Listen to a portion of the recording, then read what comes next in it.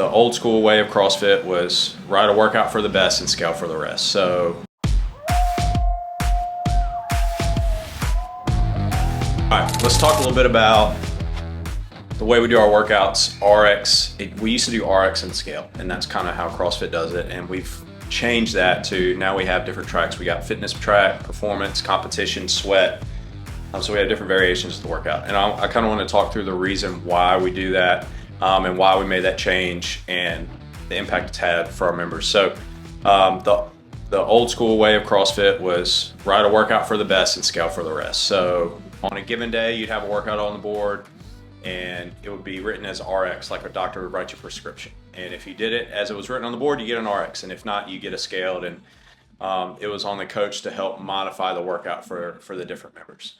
I saw a lot of downside with that over the years, and that's why we decided to get away from it, change. The easiest way to describe it would be, we'll say ring muscle ups, for example. So if you want to write a workout that has ring muscle ups, because there are definitely people that want to do ring muscle ups, and it's part of their goals is they need to be doing ring muscle ups and workouts. Well, that's a very small minority. So if you're going to write a workout for them, well, everybody else that comes in that day is having to scale the workout, and they walk out feeling that workout wasn't written for me. It was written for somebody else, and the coach had to find out a different option for me. And what happens is over time, people start feeling like, which is not the case, but they feel like I'm a burden on the coach because they're having to modify things for me. This program isn't for me. It's only for the elite athletes. And they work out feeling, this is what we would hear all the time. Yeah, but I scaled the workout. They would work out feeling defeated because they didn't feel like they had done the workout as it was written. So today was a failure, even though we know that it's a win because they came in and they did a high intensity workout and they gave their best effort for that day.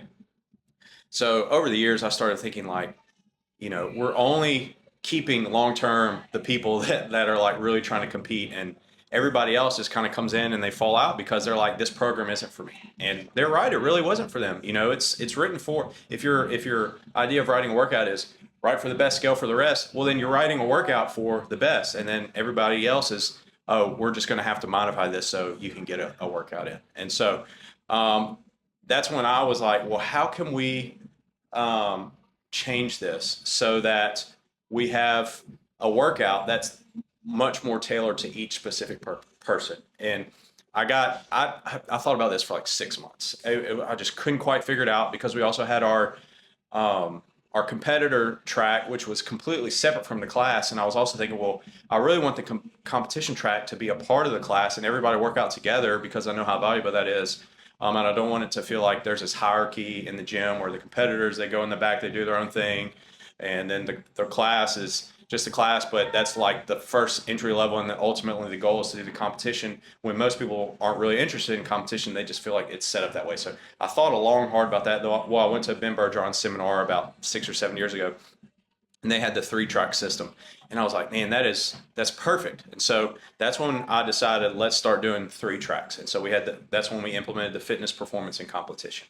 And so each track became designed and geared specifically for people with different goals. So the fitness track is for people who want to live a fit and healthy lifestyle.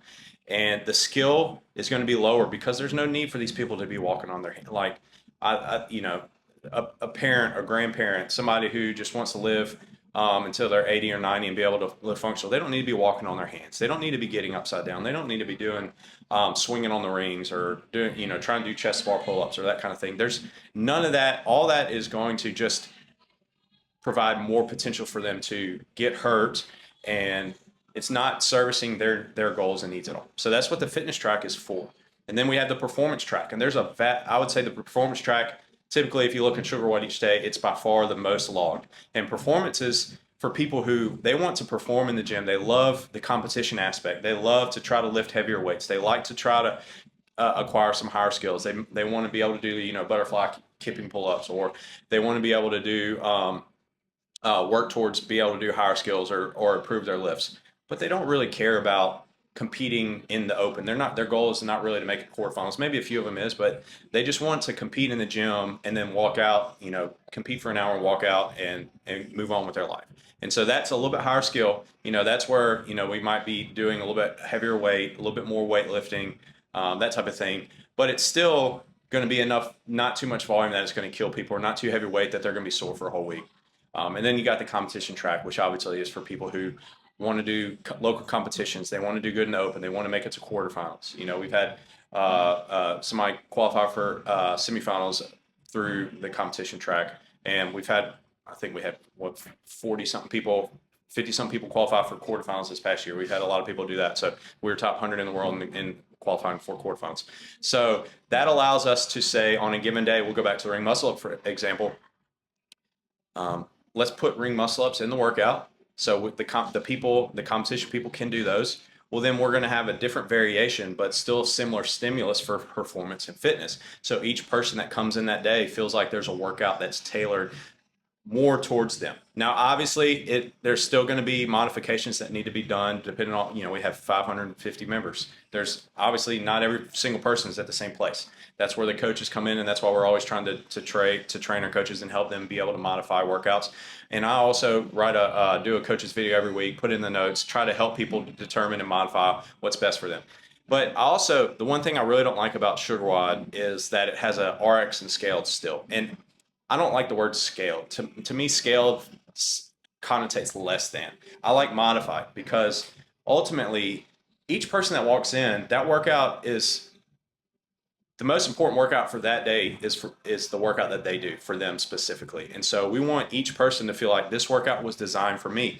And whatever was written as RX, that's just an arbitrary number. That's just something that I came up with, or if you're following another program, somebody else came up with, or if you're doing the open, Dave Castro came up with. It's arbitrary. It's just a random weight, or it's not random, but it's a weight or a rep scheme or whatever that was put out there. That's just arbitrary. It's not really indicative of, it's not, if you can't do this, then you're not fit, or whatever. It's an arbitrary number. So it's important for each person to come in to feel like, hey, there was a workout that was written.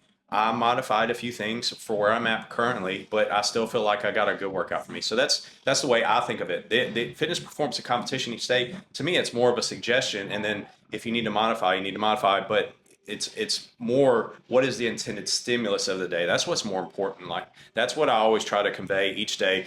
You should feel, when you're picking a weight, you should feel like, man, I can do 10 to 15 reps of these in a row. Or it should feel like this feels pretty heavy. I'm going to push myself a little bit more each day, and all in between.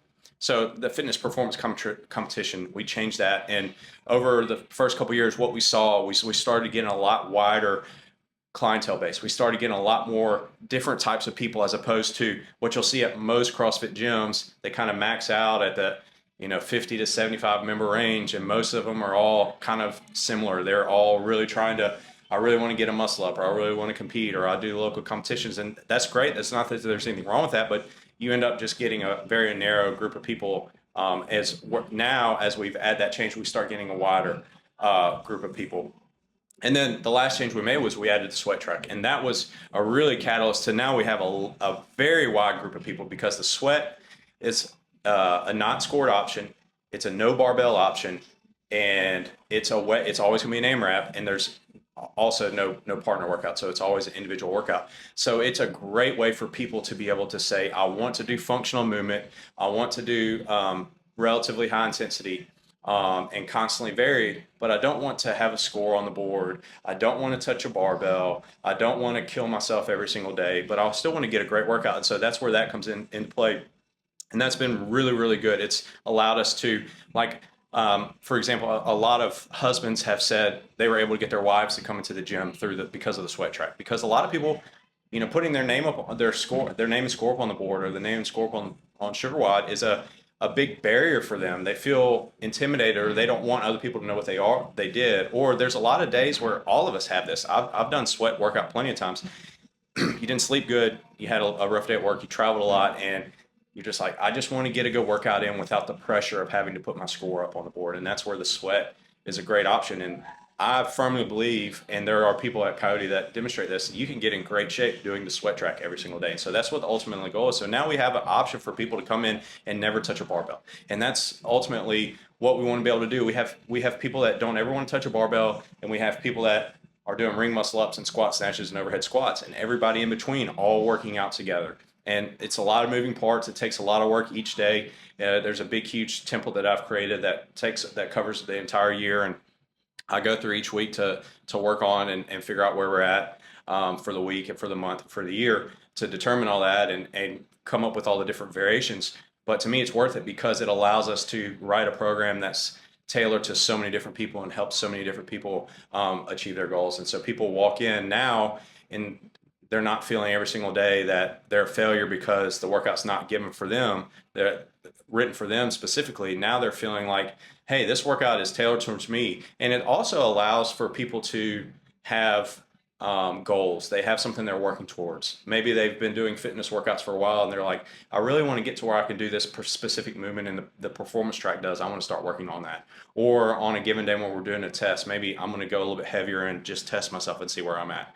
So it allows people to be able to move up and down on tracks on a given day, so that they can reach their specific goals at their own pace. Because what at Coyote, best shape of your life at your own pace and a supportive community, those are our three things. And with all these different tracks and the coaching that guides people to specific variations of the workout each and every day, it allows each person to be able to achieve their goals much more than things were and how we used to do them when it was RX and scaled, and it was really tailored to one specific person. Now it's tailored to a wide variety of people, and I firmly believe that we can take somebody that's never worked out in their life and come, because we've done this plenty of times before, they can walk into Coyote, they've never worked out in their life, and they can make tremendous progress just as much as somebody who has worked out at a CrossFit gym for 15 years.